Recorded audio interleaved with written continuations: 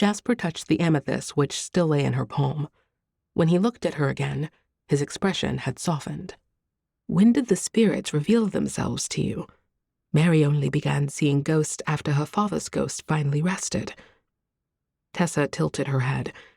Interesting how he referred to her as Mary rather than Miss Trentwood, and that he knew details about her ability to see the spirits. She swallowed the sudden sour note of jealousy sitting at the tip of her tongue.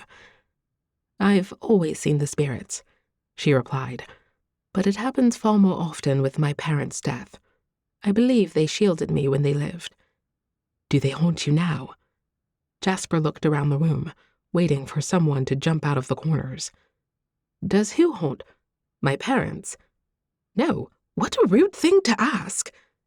Jasper blinked. "My apologies." Tessa moved to the window, looking out to the calm courtyard below. The neighboring house shared the courtyard, but if she remembered correctly, the elderly woman living there only came out for a bit of sun a couple times a week. "Does your uncle see the ghosts, too?" Jasper said, trying again.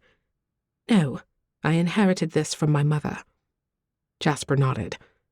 She was rather exotic. Tessa's jaw tightened. "Only as exotic as my father was in her home country." Jasper raised his hands.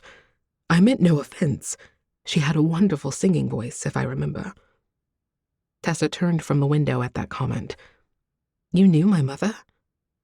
At this, Jasper colored. "I believe my mother hired your mother for a couple of seances. And so we come back to my original question. Do you know how to help me beyond a single night's sleep?"